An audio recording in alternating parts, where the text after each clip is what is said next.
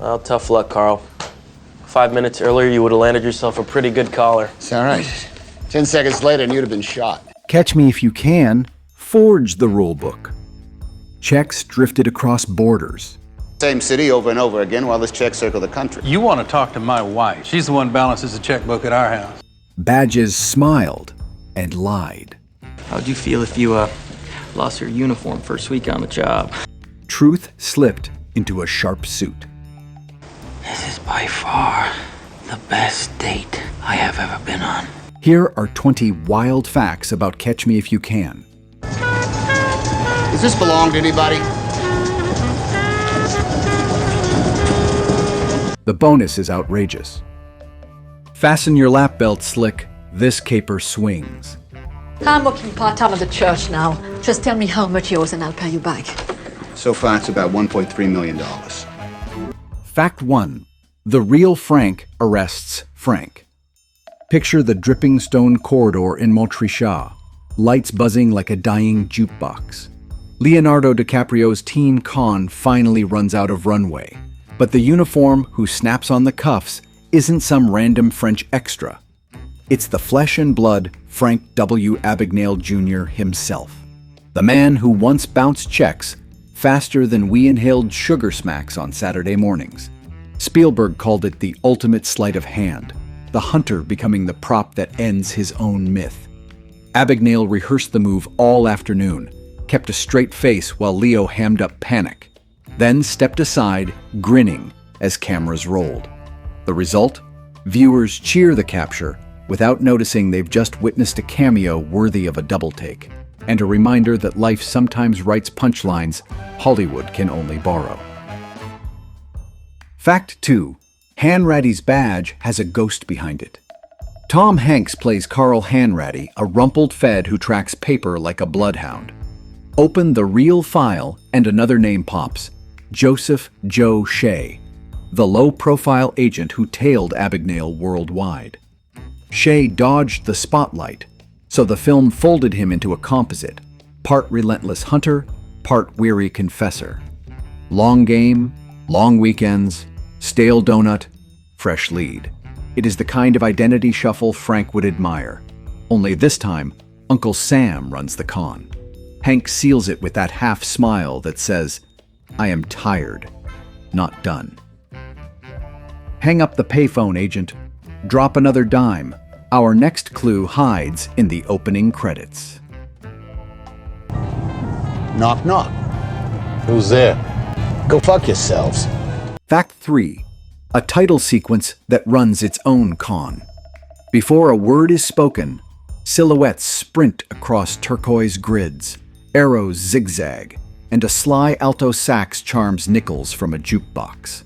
Designers Olivier Kuncel and Florence Degas built a mini heist of credits, tipping the hat to Saul Bass while slipping in modern motion tricks. Suitcase to checkbook, checkbook to airplane, airplane to escape route. Each switch timed to John Williams's vibraphone pops. Names do not appear, they evade you. Typography runs, hides, doubles back. By the time Directed by Steven Spielberg glides away, you are complicit, already trusting wings and a smile that signs paychecks. Fact 4. A jazz score that smiles while it steals. Before the first scam hits the ledger, John Williams slides on a silk glove. Not triumphal brass, but a cat burglar prowl. Brushed drums, sly piano, alto sax with a wink. Dan Higgins threads that sax like wire through a vault, while Alan Estes' vibraphone adds ice cube sparkle. The melody does not chase scenes, it stalks them, making Leo lighter and Hanks heavier. It is the sound of a forged signature drying. It politely warns you that your wallet is about to be charmed, and you will thank it later. Boarding pass ready. The next stop is an airport so iconic it practically stamps itself. Fact 5. The airport is a jet-age cathedral. Those sweeping white wings where Frank struts in Pan Am Blues aren't a set. They're Aero Saarinen's TWA Flight Center at JFK, a sculpted love letter to flight. Ramps glide like gull wings. Windows bend the horizon. You half expect a stewardess to hand you a hat and a "Sir." Spielberg shot there in a narrow window between glory days and renovation, which gives the scene its time capsule glow. Under that roof, every forged check feels notarized by architecture. The camera does not just record the space, it courts it, rolling along terrazzo like a suitcase on fresh wheels. You can smell coffee, perfume, jet fuel, and optimism. Fact 6. Miami International was California in a pilot's cap. When the movie flashes palm frond swagger, you are not in Florida. You are at LA/Ontario International SoCal, wearing Miami's name tag. Clean lines, open sight lines, and a layout that let a small crew move like pickpockets. Production loved it. Dress the signs, park a few period cars, add a Pan Am smile, and the screen humidity jumps. No green screen blizzard, just smart carpentry and a camera that knows where to flirt. It sells a teenager owning grown-up spaces, and for 2 hours, you believe him. Hang up your flight wings and grab a coin. Our next twist starts in the phone book and ends with an alias that outruns security. Fact 7. France shot with a maple leaf. That moonlit arrest in Montrichard feels like Loire romance. All cobblestones and bells. Switch. You are in Old Quebec, Place Royale, under Notre-Dame-des-Victoires. Spielberg cherry-picked a street that plays like a 1963 postcard. Dress shop fronts, park Peugeots, add a gendarme coat, and Canada says bonjour with a Paris accent. Location judo, accountant's smile, designer's strut. For us, it works like a forged stamp. Clean, confident. You walk the square, hear the heels, smell the stone. The cuffs click, trick complete. Gate change, folks. Tuck that scarf. Our next stop opens gifts on Christmas and never loses its cool. Don't worry, Frank. I'll have you extradited back to the United States. Don't worry. Fact 8. Christmas Day, 2 hours 21 of swing. While you dodged fruitcake and bowl games, DreamWorks opened this caper on December 25, 2002, counter-programming at its suavest. Families arrived in sweaters, left humming sax lines. It runs 141 minutes, yet moves like a perfect carry-on. Scenes glide, jokes land. The rhythm is holiday dinner smooth. That date matters. Christmas crowds want optimism, craft, and a story you can tell your uncle who still swears Pan Am had the best peanuts. This delivered, buttons polished. By the credits, folks were recommending it in the parking lot. The only marketing money cannot buy. A present that actually fit.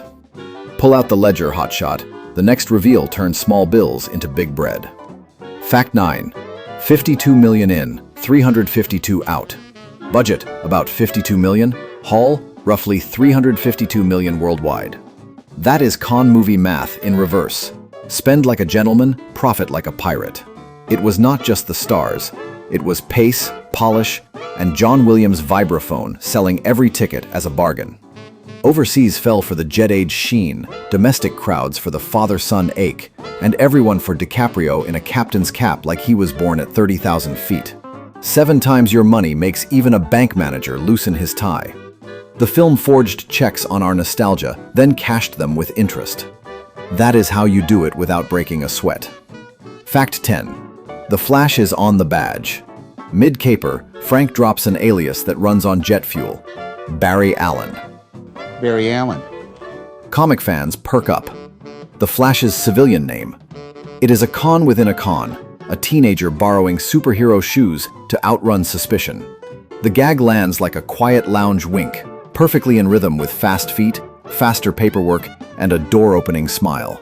You catch it a beat late, just like a good con. Charm, glide, vanish. Then you check your pockets.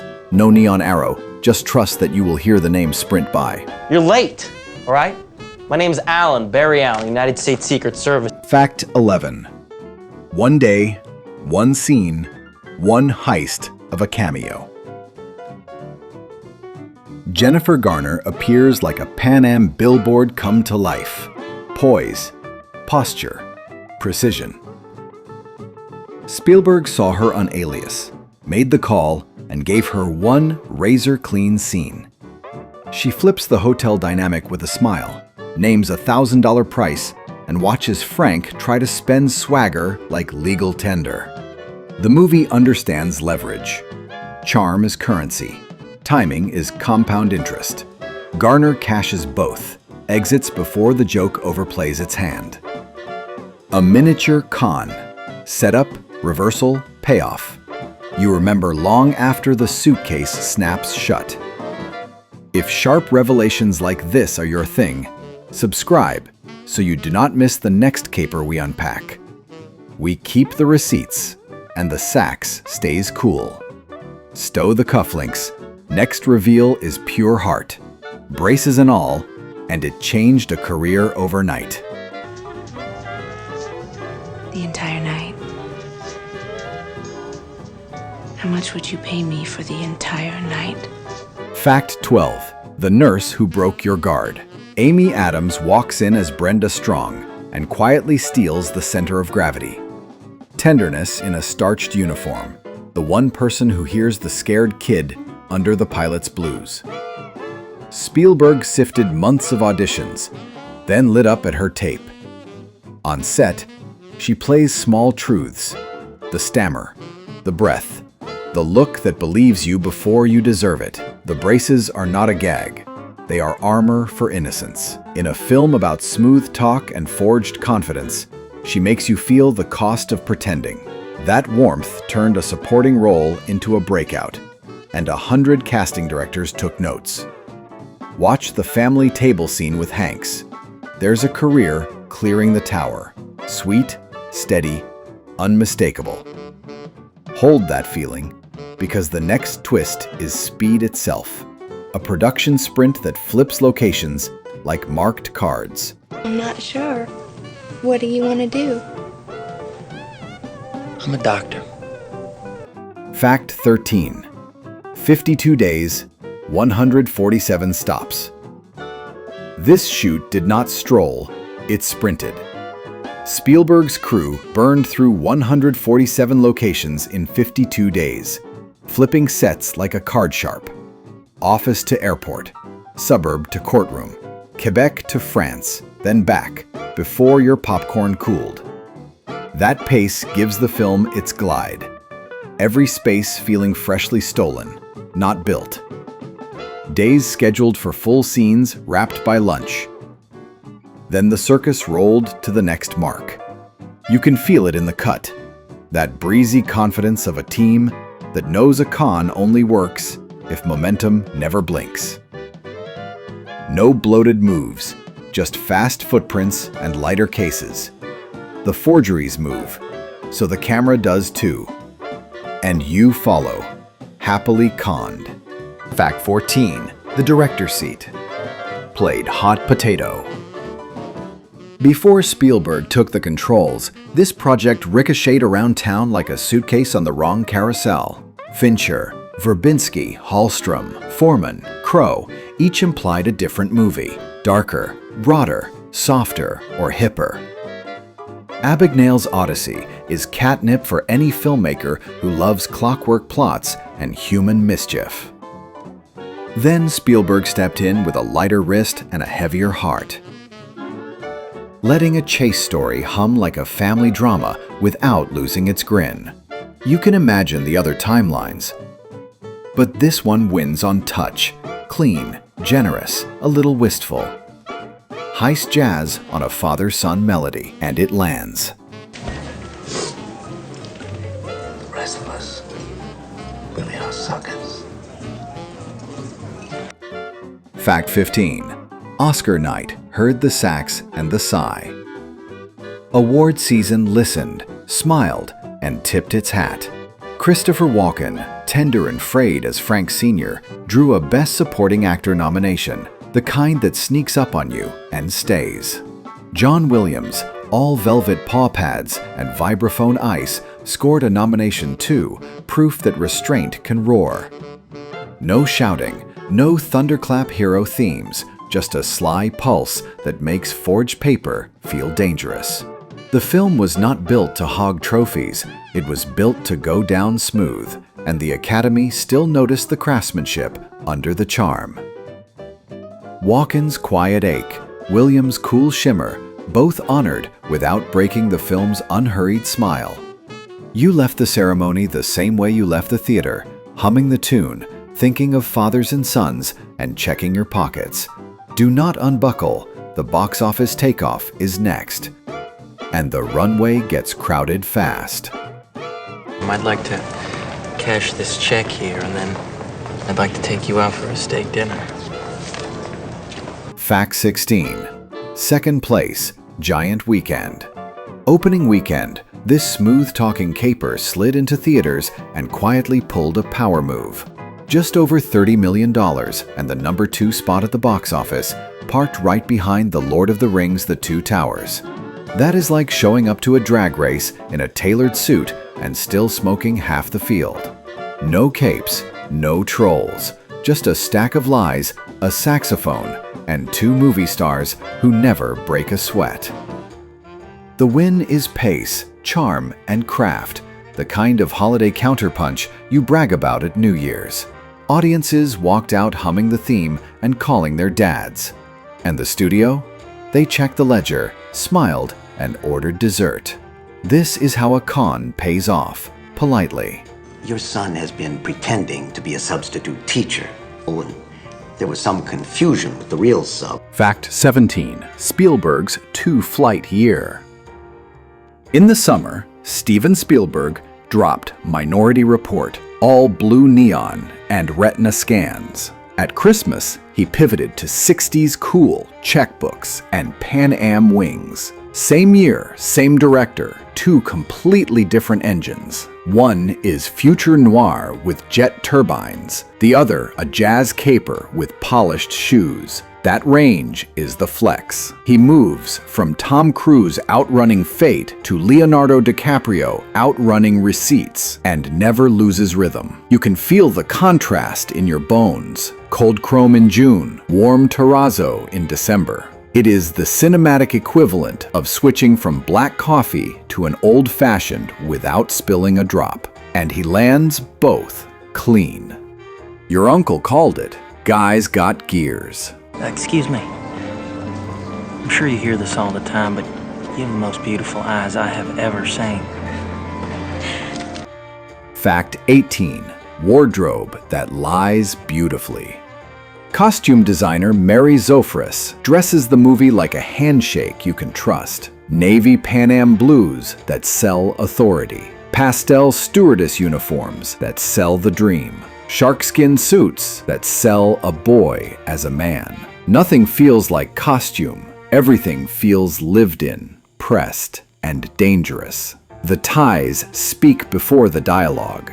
Brenda's soft cardigans do the emotional lifting that exposition never could. Even Hanks's rumpled suit says, "I am tired, but I will catch you." The work earned Zofris a BAFTA nomination, and you can see why. Every fabric choice is a quiet confidence game. It is camouflage in plain sight. The difference between kid in a blazer and sir, your gait is this way. You buy the illusion because the thread tells you to. Keep that seam straight. We are rolling into the blueprints next, where the sets themselves pick the locks.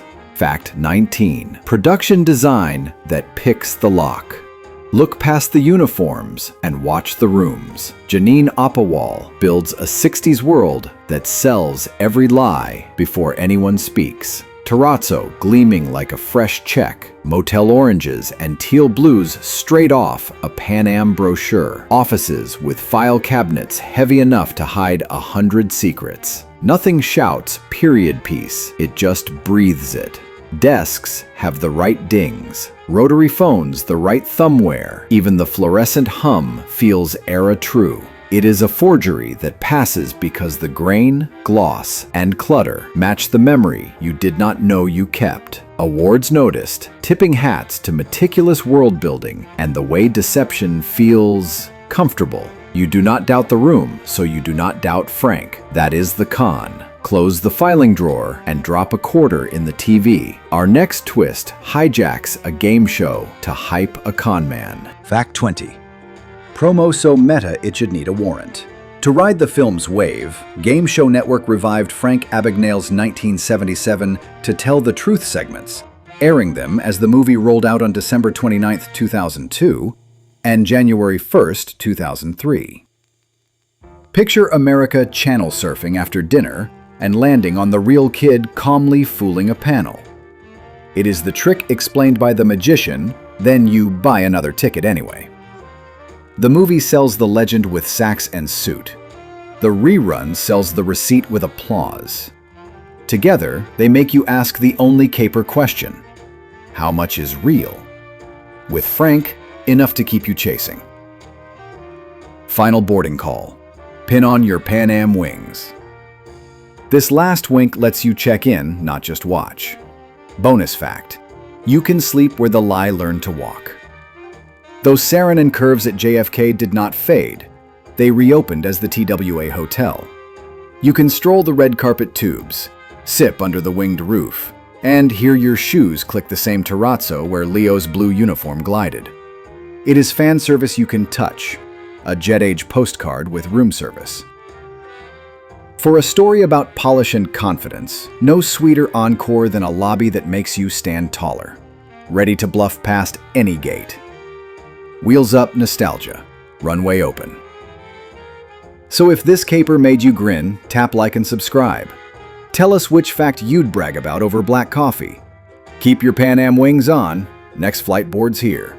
Wheels up.